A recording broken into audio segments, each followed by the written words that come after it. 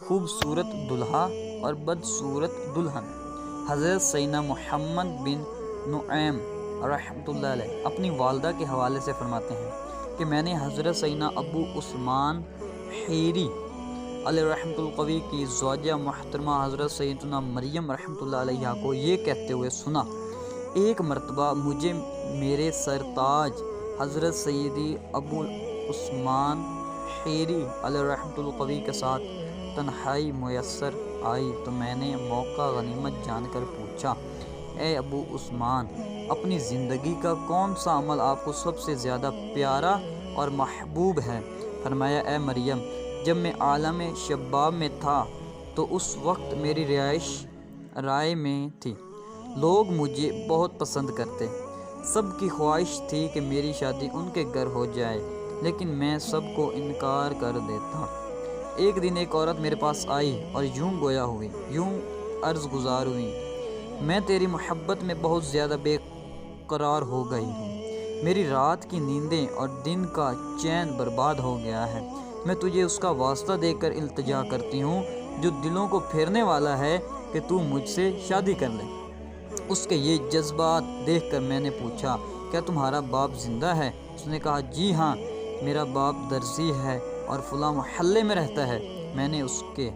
والد کو نکاح کا پیغام بھجوایا تو وہ بہت خوش ہوا، اس نے فوراً گاؤں کے معزز لوگوں کو بلا کر میرا نکاح اپنی بیٹی سے کر دیا۔ جب میں حجرہ عروسی میں داخل ہوا تو دیکھا کہ میری نئی نویلی دلہن ایک آنکھ سے محروم، پاؤں سے لنگڑی اور انتہائی بد شکل تھی۔ اسے دیکھ کر میں نے اللہ عز و جل کا شکر ادا کرتے ہوئے کہا، اے میرے پروردگار عز و جل، تمام تعریفیں تیرے ہی لیے ہیں، تو نے جو میرا مقدر بنایا، میں اس پر تیرا شکر گزار ہوں۔ پھر جب میرے گھر والوں کو میری زوجہ کی کیفیت معلوم ہوئی تو مجھے برا بھلا کہا اور خوب ڈانٹا، لیکن میں نے اپنی زوجہ سے کبھی کوئی ایسی بات نہ کی جو اسے بری لگتی، بلکہ میں اس پر بہت زیادہ مہربان ہو گیا اور اسے ضرورت کی ہر شے مہیا کرتا۔ میری محبت و شفقت کی وجہ سے اس کی یہ حالت ہو گئی کہ لمحہ بھر کے لیے بھی مجھ سے جدائی برداشت نہ کرتی۔ چنانچہ اپنی اس محبوب و بے کس محبت کی پیاسی اور معذور بیوی کی خاطر میں نے دوستوں کی محفل میں جانا چھوڑ دیا اور زیادہ وقت اسی کے پاس گزارنے لگا تاکہ اس بیچاری کا دل خوش رہے اور یہ احساس سے کمتری کا شکار نہ ہو،